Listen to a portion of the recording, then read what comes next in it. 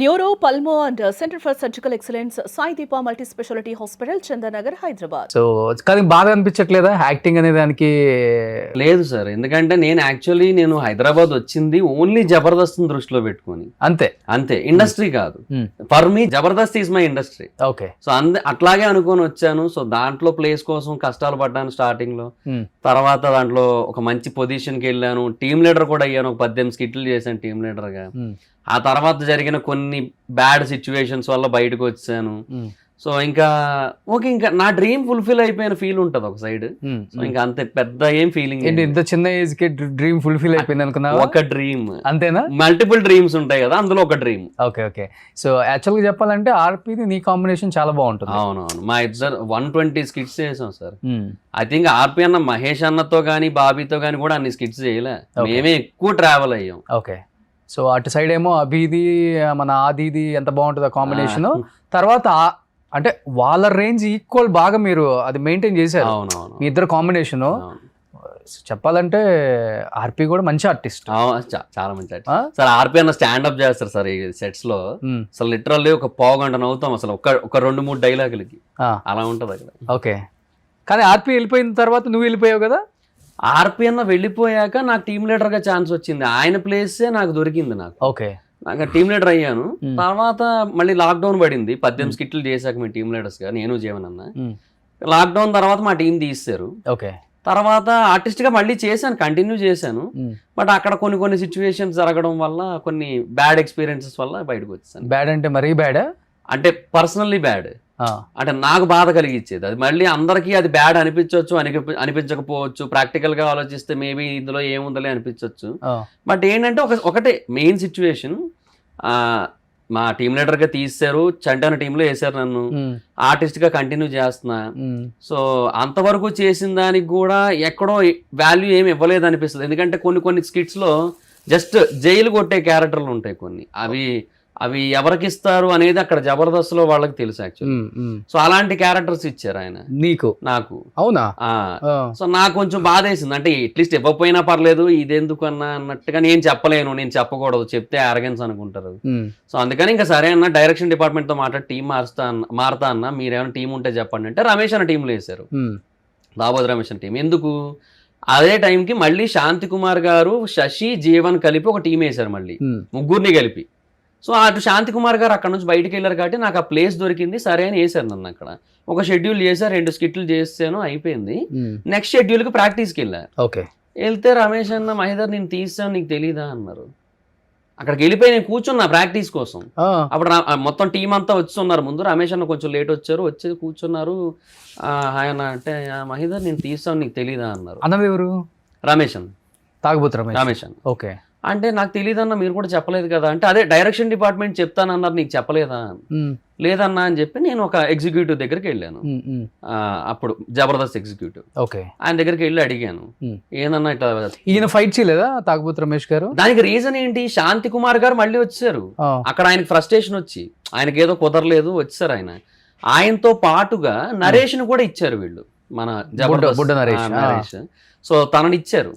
So Naresh ఏంటంటే ఒకటి punch based artist, 2 drama based artist కూడా. నేను ఓన్లీ పంచ్ బేస్డ్ ఆర్టిస్ట్ కదా. సో ఆయనకి బెటర్ ఆప్షన్స్ దొరికాయి. సో ఆయనకి ఏమనలేదు, ఆయన ఏమనుకోలేదు ఆయన. సో సరే నేను డైరెక్షన్ డిపార్ట్మెంట్ దగ్గరికి వెళ్ళాను. నాన్న నాకు చెప్పలేదన్నా అంటే, అదే మహేదర్ ఇట్లా జరిగింది, కొన్ని మార్పులు అయ్యాయి, నిన్ను చూద్దాం ఇంకో టీంలో ఎక్కడైనా ఇరికిద్దాంలే, నీకు చెప్పలేదంటే అదే నువ్వేం పెద్ద పట్టించుకో, పెద్ద ఫీల్ కావు కదా, అందుకే నీకు చెప్పలేదు అన్నారు. అండ్ నేను అన్నాను, అది కాదన్నా, నేను డైరెక్ట్గా వచ్చేసి అక్కడ కూర్చున్నాను, నేను ప్రాక్టీస్ నా టీం అనుకోని. నేను అక్కడికి వెళ్ళిన తర్వాత నిన్ను తీసేసావు, నీకు తెలీదా అనేసి అంటే బాధ వేస్తుంది కదా, నేను మనిషినే కదా, నాకు ఫీలింగ్స్ ఉంటాయి కదా, నేనెందుకు బాధపడను, ఇది కరెక్ట్ కాదని చెప్పి ఇంకా అంటే ఆ టైంలో అనిపించింది this is not my place అని. ఇంకా సో నువ్వు కూడా లైట్ తీసుకున్నావు ఇంకా, అంటే ఆ మూమెంట్ లో అనిపించింది ఇంకా this is not my place అని. డైజెస్ట్ అవ్వలేకపోయావు? అది చాలా కష్టం అనిపించింది అన్న. ఎందుకంటే అంతమంది టీం మెంబర్స్ ముందు నిన్ను తీసేసావు, నీకు తెలీదా అంటే, నాకు ముందు చెప్పేసి ఉండుంటే నేను ఆ షెడ్యూల్కి రాకేపోతున్నాను కదా అన్న. చెప్పొచ్చు, ఒక మెసేజ్ పెట్టచ్చు, నేను ఎవరో ఒకరితో అప్పుడు ఆ తర్వాత షెడ్యూల్కి మాట్లాడుకొని అప్పుడు వాళ్ళ టీం దగ్గరికి వెళ్ళి ఉందును. సో నాకు అది తీసుకోలేకపోయాను. సో కీర్తి గారి దగ్గరికి వెళ్ళాను, సార్ ఇట్లా ఇది సార్ జరిగింది, ఇంకా నేను టీమ్ లీడర్గా అయితేనే ఉండగలను సార్, లేదంటే వెళ్ళిపోతాను సార్, ఇక్కడ నాకేమో బాధగా అనిపించింది సార్ అంటే, ఇంకెక్కడైనా ఏమైనా ఛాన్సెస్ వచ్చాయా, ఇంకెక్కడైనా ఆప్షన్ ఉందా అన్నారు. అంటే అదిరింది అప్పుడే స్టార్ట్ అయింది కదా, దానికోసం అన్నట్టు అడిగారు. అలా ఏం లేదు సార్, ఇక్కడే నాకు ఇక్కడ బాధ కలిగింది అంతే అని చెప్పాను. ఒక 3 days టైం మహిదర్ అన్నారు. 3 days తర్వాత ఇంకా లేదు అన్నారు. ఇంకా అంతే ఇంకా వచ్చి యాక్చువల్గా చెప్పాలంటే నువ్వు పంచులు చాలా బాగా రాస్తావు. అట్ ది సేమ్ టైమ్ మీ ఇద్దరు కాంబినేషన్ పేలటానికి కూడా వన్ ఆఫ్ ద రీజన్ నువ్వు రాసిన డైలాగ్సే. అంటే మా దాంట్లో అయితే రాజ్ కుమార్ అనే ఎక్కువ. అదే రాజ్ కుమార్ నువ్వు ఏదైతే ఒకప్పుడు ఆది మంచి డైలాగ్ రైటర్, అవునవును, ఆర్టిస్ట్ ఏం కాదు, మంచి డైలాగ్ రైటర్. తన పంచుల్ని తనే చెప్పడంతో అది బాగా ఫ్లో బాగా పేలింది. ఎలా చెబితే పేలుతుందో ఆయనకి ఐడియా ఉంది. మహిదర్ కూడా ఇంచుమించు ఆది లాంటి ఒక స్టేచర్ ఉన్నోడే, ఆదిలాగా పంచులు రాయగలిగిన వాడే, స్టేజ్ మీద కూడా ఆ మాత్రం యాక్టింగ్ చేయగలిగిన వాడే. చాలా మంది జూనియర్ ఆది అని అన్నారు సార్ స్టార్టింగ్ లో.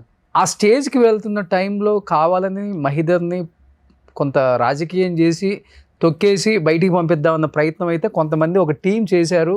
ఆ టీంలో భాగంగా పెద్ద పెద్ద గొడవలు అయ్యాయి, కొట్టుకునే వరకు వెళ్ళింది. కులపిచ్చి అనేది కూడా తీసుకొచ్చి అంటగట్టే ప్రయత్నం చేశారనే మాట వాస్తవం. మల్టిపుల్ ఎలిమెంట్స్ ఉంటాయి సార్. అంటే ఇప్పుడు నేను బేసిక్గా ఆర్పిఎన్ వెళ్ళిపోయిన తర్వాత నేను టీమ్ లీడర్ అయ్యాను. ఓకే, నేను జీవనన్న టీమ్ లీడర్ అయ్యాము. ఆ టైంలో ఏంటంటే అక్కడ కాన్సెప్ట్ మారిపోయింది. నితిన్ అన్న భరత్ అన్న ఉన్నంత వరకు ఎలా ఉండేదంటే ప్రతిదీ కూడా అంటే స్కిట్ ఓకే చేయడం కానీ, రిహార్సల్ ఓకే చేయడం కానీ వాళ్ళే ఉండేవారు. ఓకే, బట్ తర్వాత వాళ్ళు వెళ్ళిపోయి వేరే డైరెక్టర్స్ వచ్చిన తర్వాత స్కిట్ ఓకే చేయడం అసిస్టెంట్ డైరెక్టర్ల చేతిలోకి వెళ్ళిపోయింది. రిహార్సల్ ఓకే చేయడం మట్టుకు లాస్ట్ లో అది కూడా కొన్నిసార్లు కుదరకపోతే డైరెక్టర్స్ రారు, కుదిరితే వస్తారు. అలా అయిపోయింది పరిస్థితి. సో అసిస్టెంట్ డైరెక్టర్ల చేతిలో పెట్టేసరికి అక్కడ కొంతమందికి ఆ ఫీలింగ్ అయితే ఉంది. దానివల్ల ఎఫెక్ట్ అయ్యాను కూడా. ఓకే, మా మీద కొంతవరకు జరిగింది. సో ఆ తర్వాత నేను ఒక డెసిషన్ తీసుకున్నాను. ఇప్పుడు అది ఆ రీజన్ నేను పర్టికులర్ గా పేర్లు చెప్దామంటే ఎందుకో కొంచెం చెప్పొచ్చు, నో ప్రాబ్లం, ఏముంది. ఆర్పి బయటకు వచ్చి చెప్పాడు, ఏమైంది? నిజం ఎప్పుడైనా కానీ బయటకు వచ్చి చెప్పాల్సిందే, తప్పదు. అది నిజం దాస్తే ఏమో సార్, అంటే అది నిజమో కాదో నేను చెప్పలేను, బట్ నా మనసుకు అనిపించింది మాత్రమే చెప్పగలను. చెప్పు. సో శేషు అని ఒక అసిస్టెంట్ డైరెక్టర్ ఉన్నాడు, తనకి అప్పచెప్పారనమాట మా టీంని ఆ టైంలో. సో అప్పచెప్పినప్పుడు మా దాంట్లో బాబు ఉండేవాడు. బాబు అని ఆర్టిస్ట్, అంటే ఎక్స్ప్రెషన్ సరిగ్గా రావని తన మీద జోక్స్ వేస్తుంటారు. యాక్చువల్లీ తను నా ఫ్రెండే, వాడి ఫ్రెండ్ పరంగా నాకు ఏ రోజు నాకు ఇబ్బంది అనిపించదు. కానీ సో శేషు అనే పర్సన్, బాబు అనే పర్సన్కి మాత్రమే సపోర్ట్ ఉంటాడు. టీమ్ లీడర్స్ మేమిద్దరం అనేది అసలు మర్చిపోయిన ఫీలింగ్ ఉంటుంది. కేవలం బాబే టీమ్ లీడర్ అన్నట్టేగా మాట్లాడేవాడు. బాబు క్యారెక్టర్కి ఎక్కువ లెంత్ పెంచమనేవాడు. ఏదైనా ఒక పంచి చెప్తే ఫస్ట్ నా క్యారెక్టర్కి అనేది అసలు వద్దు, ఈ క్యారెక్టర్కి వద్దు, అసలు ఈ క్యారెక్టర్కి ఇద్దామని, అంటే బాబు ఏదైతే క్యారెక్టర్ పర్ఫామ్ చేస్తున్నాడో దానికి ఇద్దామనేవాడు. బాబు కూడా అలాగే రాసుకునేవాడు ఆ టైంలో కొన్ని డైలాగ్స్. సో ఇట్లా జరిగింది. అప్పటికి ఆర్పి ఉన్నాడా? ఆయన లేరని వెళ్ళిపోయాడు. ఆయన వెళ్ళిపోయాకే నేను టీమ్ లీడర్. ఓకే, ఆయన లేరు. సో అట్లా జరిగింది. సో ఆ టైంలో ఇంకా మల్లెమాల బ్యాక్ సైడ్ ఒక రోజు ఆ టీ కోట్ ఒకటి ఉంటుంది, ఇప్పటికే అక్కడే ఉందంట అది. సో ఆ టీ కోట్ దగ్గర టీ తాగుతుంటారు ప్రాక్టీస్ టైంలో. ఇంకా అక్కడ ఒక రోజు నాకు శేషు గొడవ కూడా అయింది. భాస్కరన్ ఉన్నారు అక్కడ పక్కన, బుల్లెట్ భాస్కరన్. సో అంటే గొడవ అంటే మాటల్లోనే. ఆ శేషు ఏంటంటే నేను నా ఫ్రస్ట్రేషన్ ఇంకొక అసిస్టెంట్ డైరెక్టర్తో చెప్పుకున్నాను ఆల్రెడీ. అది ఆయన చెప్తారు కదా, మరి వాళ్ళంతా ఒక టీం కాబట్టి. శేషు ఇండైరెక్ట్ గా అంటున్నాడు, ఎవరో చెప్తున్నారట నా మీద ఇట్లాగా, నేను క్యాస్ట్ ఫీలింగ్ తో ఇట్లా చేస్తున్నాను అది ఇది అని చెప్పి అనేసి అది ఇండైరెక్ట్ గా అంటుంటే, ఏది ఎందుకు ఇండైరెక్ట్ గా అంటున్నాను, నేనే అన్నాను, నేనే చెప్పాను, ఇప్పుడు ఏంటి ఇప్పుడు అని నేను. ఓకే, అట్లా ఏం చెప్పావు నువ్వు? అదే తను క్యాస్ట్ ఫీలింగ్ తోనే సపోర్ట్ చేస్తున్నాడు బాబుని అనేసి నేను ఫీల్ అయ్యా. అదే నేను ఇంకొకరితో ఎక్స్ప్రెస్ చేసుకున్నాను. అది ఆయన అట్లా కాదు, నేను స్కిట్ బాగుండాలని చెప్పి ఏది బాగుంటే ఎవరికి బాగుంటే వాళ్ళకి నేను రాయించాను, వాళ్ళది అట్లా ముందు నడిపించాను అంతే అని చెప్పి తను. లేదు, నువ్వు ఈ ఫీలింగ్ తోనే చేసావు, అప్పుడు నువ్వు టీమ్ లీడర్లు ఫస్ట్ ప్రియారిటీయా, టీంలో వచ్చిన ఒక ఆర్టిస్ట్ ఫస్ట్ ప్రియారిటీయా నీకు, నువ్వు అది కూడా చూసుకోవాలి కదా. ఇప్పుడు ఇద్దరం పంచ్ బేస్డ్ ఆర్టిస్టులమే కదా.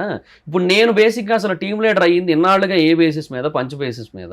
మా డౌట్ నువ్వు నాకు ఇవ్వకుండా ఆ పర్సన్కి ఇస్తే ఏంటి అర్థం? ఆ క్యారెక్టర్ డిమాండ్ చేసిందంటే ఈ క్యారెక్టర్ వేసినా పేలుతుంది కదా. అది కూడా ఇట్లా డిసిషన్ లేదు యాజ్ ఎ టీమ్ లీడర్ గా కాదండి. సుమన్ టీవీలో మీ పర్సనల్ అండ్ బిజినెస్ ప్రమోషన్స్ కోసం కింది నెంబర్కి కాంటాక్ట్ చేయండి.